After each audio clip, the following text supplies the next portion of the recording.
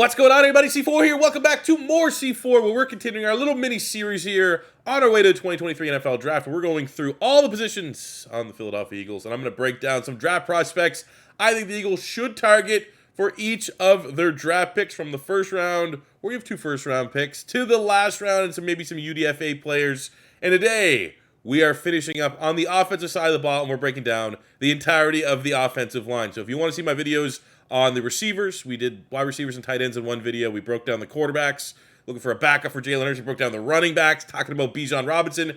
Go check that out here on the channel and subscribe, as there's only going to be a lot more content regarding the Eagles draft on the lead up to the draft and definitely post-draft.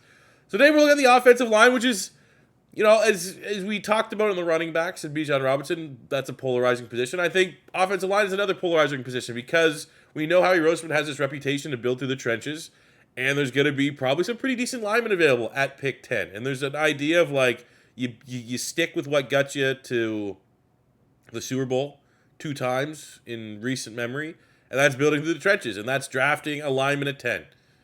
Do we really want a successor to Lane Johnson right now, where Lane just basically signed that new deal? He's going to be here for 3 more seasons, and the fact that, I don't know, I think Jack Driscoll's kind of solid as, like, that swing tackle. I think Jack Driscoll can very well be our swing tackle. He's very solid. He's not a bad player. He might not be a high-end starter or anything like that, but I think we have, like, you know, we have a nice depth tackle, which is more than a lot of teams in the NFL can say.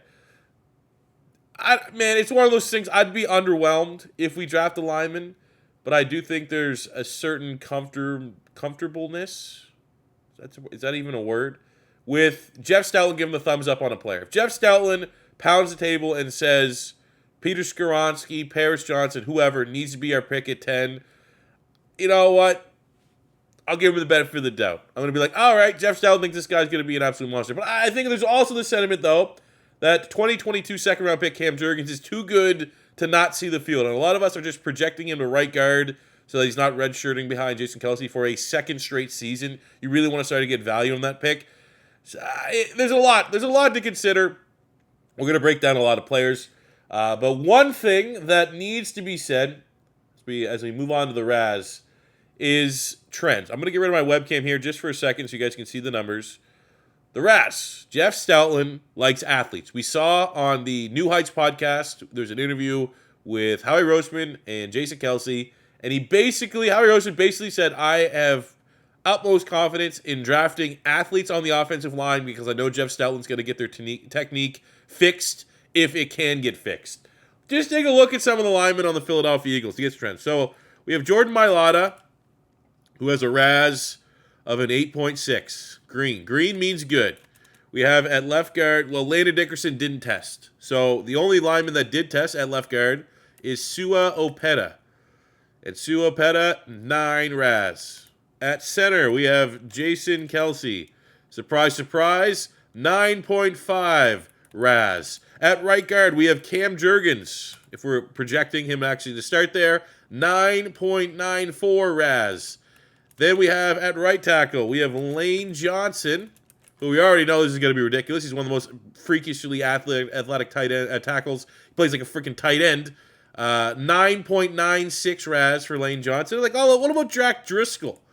The developmental, the guy that I just said could be almost a 9 RAS as well. So that's something to keep in mind as we go through some of these players, is that the Philadelphia Eagles and Howie Roseman and Jeff Stoutland, you give them these borderline tight ends that are converting to offensive linemen, and he can make something special. He can take that ball of clay and mold it into something great. So let's start here right away. We're going to look at the offensive lineman, and we're going to start with one that didn't test enough to get a RAS, but I'm pretty sure he would be one of the most athletic tackles in the group, and that is Paris Johnson Jr., who I believe today, actually, like on the deadline day, had a top 30 visit with the Philadelphia Eagles. He's my top tackle in this year's draft class. He's a guy that literally fits the bill of a Jeff Stoutland tackle. Yeah, he brings some versatility. He would be a selection that, honestly, if we draft him, I think it's probably back-to-back redshirt seasons for Cam Jurgens. As Paris Johnson played guard in 2021, all 13 starts for Ohio State, so he'd probably be a plug-and-play if we get him at pick 10. Very athletic. Technique is lacking. That's the scouting report of pretty much any lineman that Jeff Stoutland wants to bring into the building. He's a guy that, athletically speaking, is outstanding. Very light on his feet for a 6'6", 300-pounder. And the idea of getting a Paris Johnson would be likely starts at right guard, and then, when you get him year 3 to 4 of his rookie contract, you probably pick up the 5th-year option. You have your Lane Johnson replacement. But it's always just tough talking about that. It was tough talking about it last year when we got Jason Kelce. But at least Jason Kelce's in this year-to-year approach where it is annoying from a team-building standpoint, where, you pretty much have to see where he's at the end of every season. But also, it's Kelce. He's earned that right. I think he's worth that headache in terms of roster management. Lane Johnson, he pretty much is like, I'm here for another 3 years. I'm playing out this contract, then I'm going to retire. So, to get someone that's clearly the value at top 10, as a top 10 pick, is at tackle for 3 years down the line when you're trying to be a competitive team. Now, we say all of that under the understanding that we stay healthy. If Lane Johnson goes down, and in this hypothetical, say we go Bijan Robinson at 10. Lane Johnson goes down, and Paris Johnson Jr. is a freak. We're going to be, just in hindsight, being like, well, fuck, if we just would have stuck with the Howie Roseman blueprint and built through the trenches, Paris Johnson would have been plug and play at right tackle. Or, say Mailata went down or something like that. So you always have that other side, and we've seen, offensive linemen for the Philadelphia Eagles have to shuffle a lot of different combinations and stuff like that, and maybe we won't have the same injury luck that we did have last year. So, there's a lot into it, and I just think overall, Paris Johnson and the next tackle we're going to talk about, in Peter Skronski, they're going to be pretty high on the Philadelphia Eagles board. Skronski also came in for a pre-draft visit. Now, the knock on him is his length. There's a concern that he's going to have to kick inside at the next level, which, again, kind of penciling in that right guard spot for the Philadelphia Eagles. That's something we need to consider. But again, great athlete, 9'3" in the RAS. And I just think, maybe not necessarily a Jeff Stoutland blueprint guy. You could argue that he has the best technique out of the top tier tackles in this year's draft class. But he's athletic to boot. Maybe he'd be one of those guys that Jeff Stoutland's just like, he's easy. And, when you consider his versatility, Skronski was recruited as a center. So he's a guy that has played center in high school. A lot of people think lengthwise goes to guard.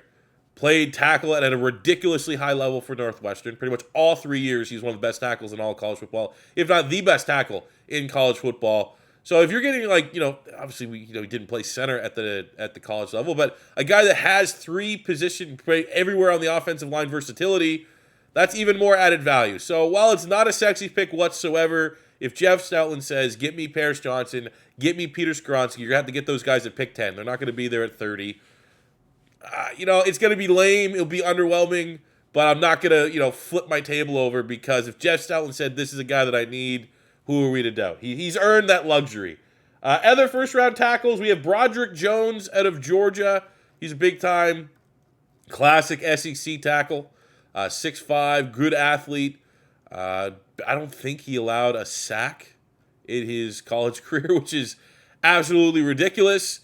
And, it kind of goes with the same trend of maybe Paris Johnson. Very similar scouting report on Broderick Jones. Really, really solid athlete. Needs to work on the technical side of things. So, that's going to be kind of copy and paste explanation on a lot of these players and why they make sense to enroll in Jeff Stoutland University. Same goes, we got Darnell Wright out of Tennessee. An absolute powerhouse. I think he reminds me a lot of Trey Smith. Trey Smith went a lot later, but he had the medical issues coming out of Tennessee. And he's now, a very good starter for the Kansas City Chiefs. I get a lot of vibes there out of Darnell Wright, former 5-star recruit. He was a big-time recruit. I think it was 2019. He was right behind Evan Neal in that draft class. So, again, high-ceiling type player. Big, powerful hands. And I think he'd be a guy that, stylistically would be a Jeff Stoutland favorite. But he would cost a pretty penny. This would be a guy maybe a pick 30. If he's still on the board, he could very well be BPA for the Philadelphia Eagles. And, he just had an unreal season last year, 2022, going up against some of the top edge rushers in the SEC, and he was outstanding. Another lineman, this guy here is kind of a hybrid. Some people view him as, like we just said for Skronski, he just plays every position. That's Cody Mock from North Dakota State. I would say, I don't know. I haven't watched a whole lot of North Dakota State film. But prediction versatility like that, where you can, he played center, I think, during the Senior Bowl, working at center, played tackle at North Dakota State. Obviously, has some experience at guard. Just a very good athlete. Like, there's not, I'm going to say this for pretty much everyone that we're going to talk about here. Very good athlete. Technically speaking, needs to get there. Jeff Stoutland, you.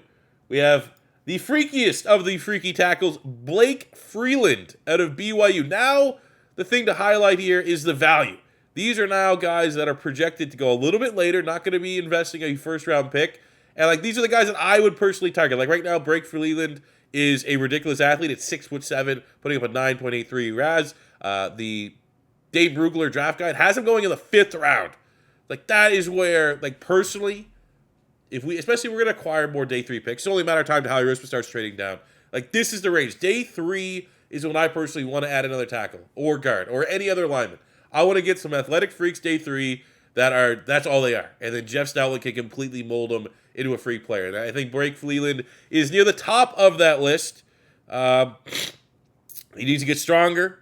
He needs to work on the technical side, but everything else, you can't ask for a better project. And hey, at that size too, gives off a little bit of Jordan Mailata vibes. Another big-time player is Tyler Steen. Just transferred to Alabama, was at Vanderbilt, I believe.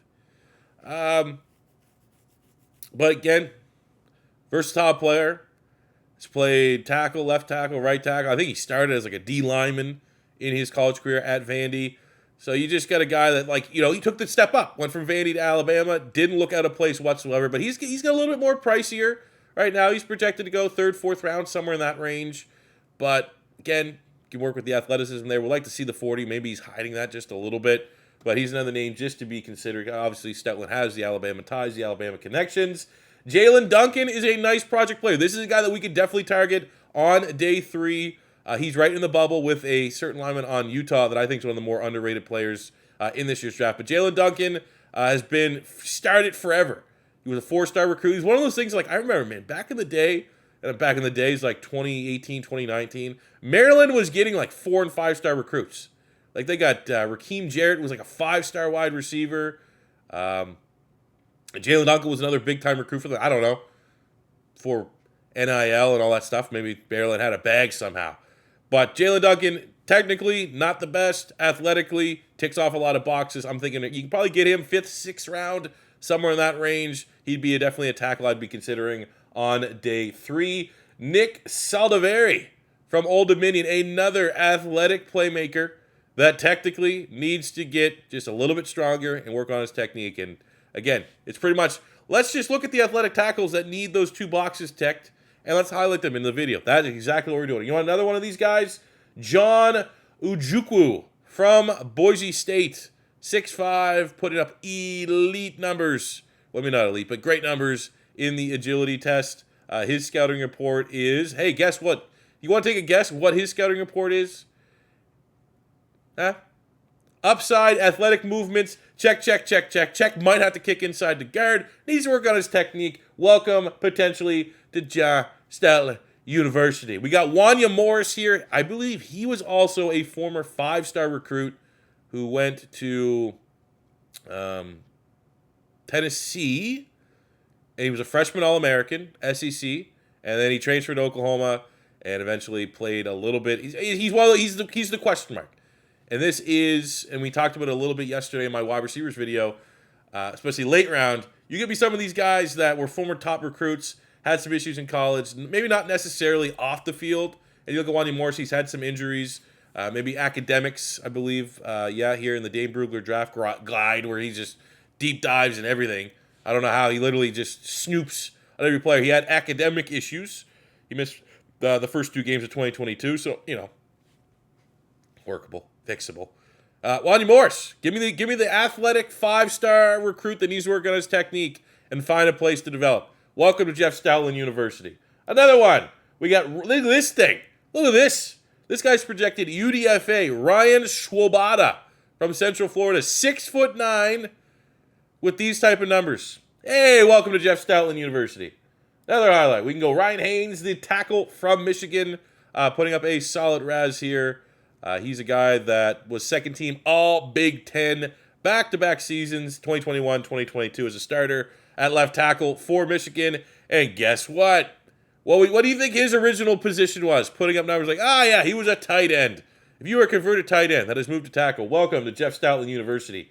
Earl Bostic Jr. from Kansas, and it's kind of in the same mold where it's just like, all right, very athletic. He's a guy, though, that might need a kick inside the guard. It's a little bit of a tough project right now. He's, follows the line like, oh my God, you look at these tests, and I'm like, guess what? He used to play tight end. Welcome to Jeff Stoutland University.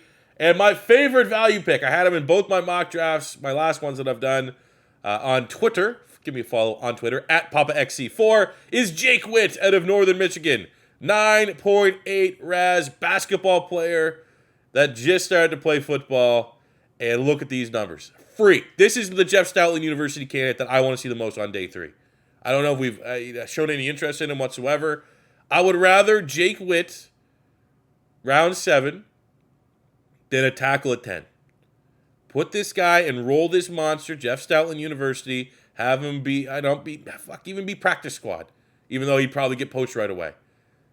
That's the guy. Number 1 tackle I want is a guy I've never heard of until about 4 weeks ago out of Northern Michigan that's only been playing football for 2 years.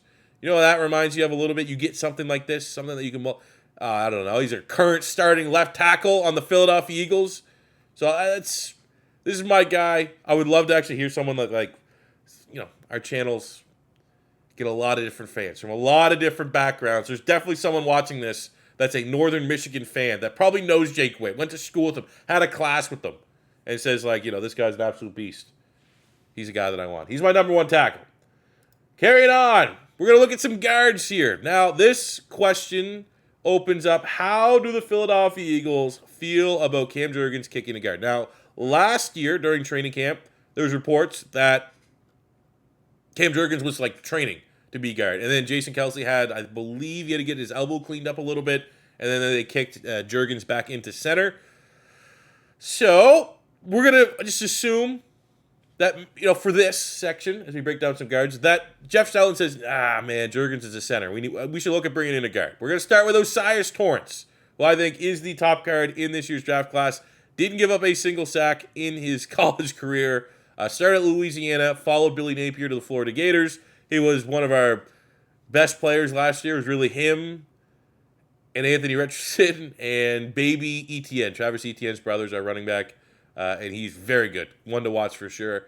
But just powerhouse, maybe not the athletic type player that we were looking for, but you're getting your Brandon Brooks. Actually, I wonder. Okay, we got that. Was Brandon Brooks, a guy that we didn't draft him. That's where it's a little bit different. Well, what was his RAS? Cyrus Torres, that was my pro count for him. I gave him Brandon Brooks. That's what he reminds me of. Just you don't get anything. Maybe not the best guy getting the second level, which is shown by that athletic ability. But he just doesn't go backwards. And then, there you go. Absolutely. Couldn't be any wronger on the athletic comp. There's Brandon Brooks, freak of nature. That's why he's a Philly. So I don't know. Maybe throw out Torrance. Philly does not get guys. I think Sayamala was the only lineman that was falling below an 8 in the green threshold. What was Isaac? My webcam's blocking it, but he was a 7.8. So maybe he doesn't fit the athleticism. Moving on, someone that might, Steve Avila, another top-rated guard interior lineman in this year's draft class. He's projected to go second round, might slip into the third round.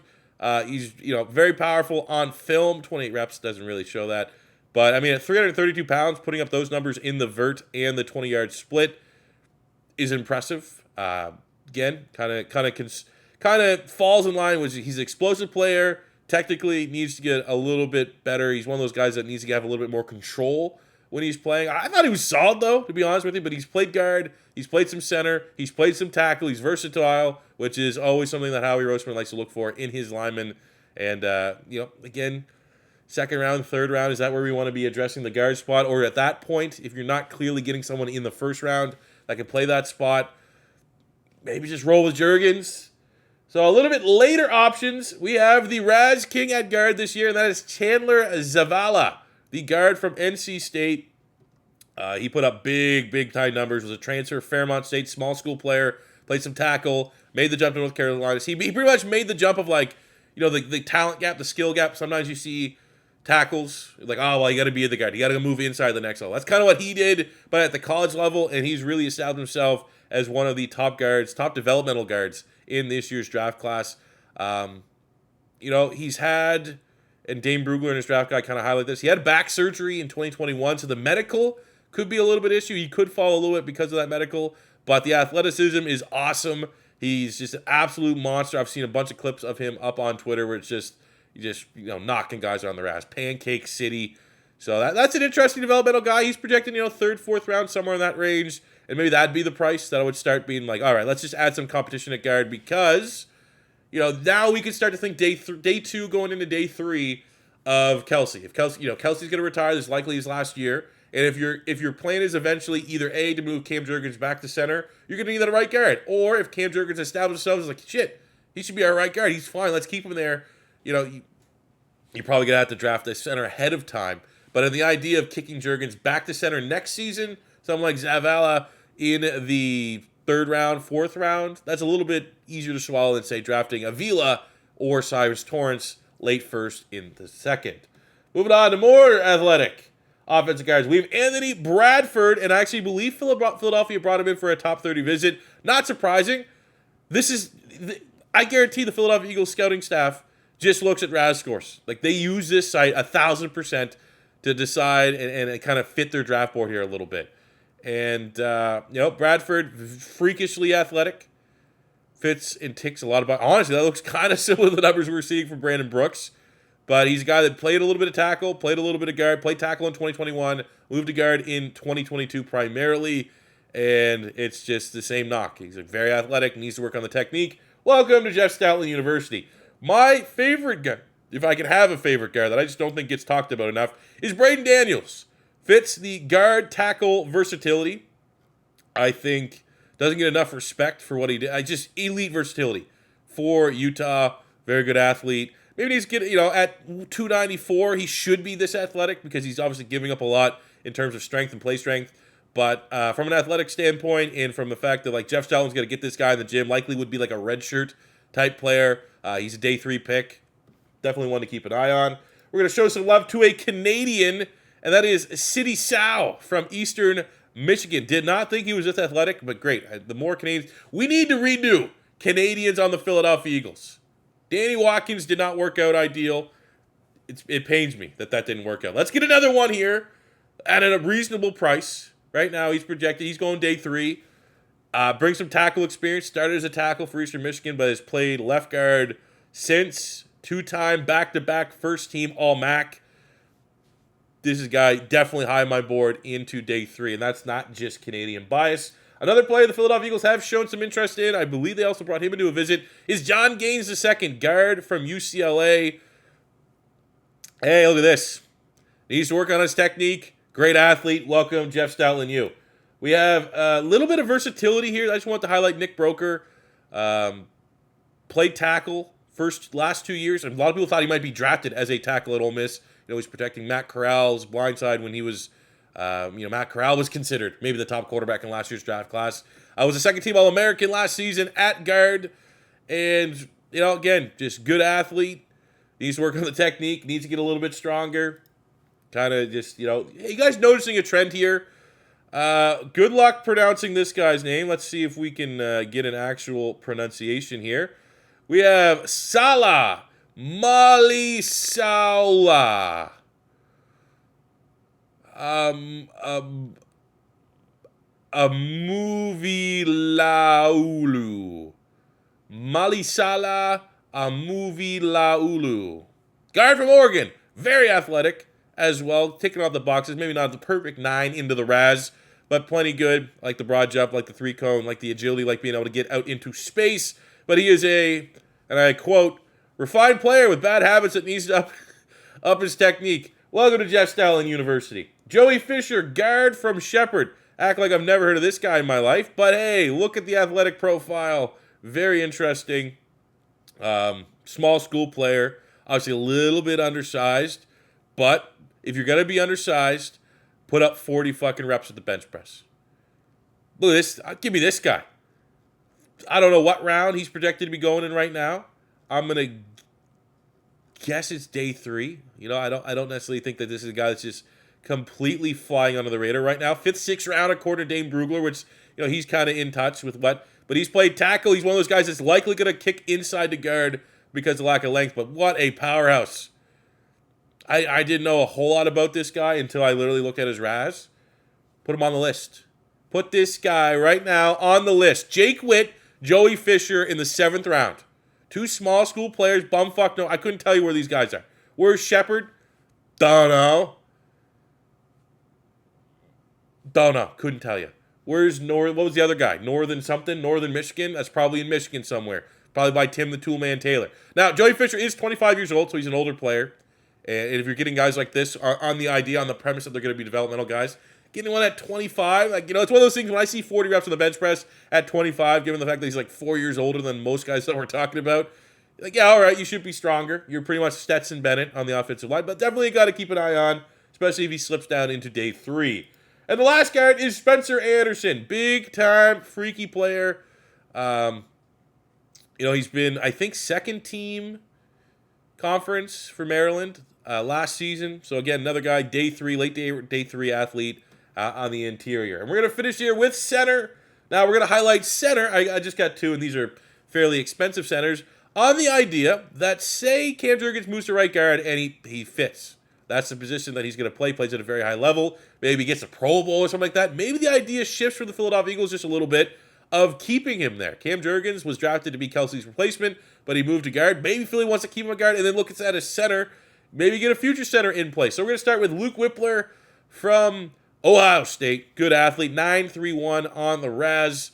And I just think he's a really, really powerful player for someone that is a little bit undersized for the center at 6'2", 303, but can get out into space, can make some plays, and I think there is a lot of upside there for him to develop into something. He's projected right now going into the 4th, 5th round.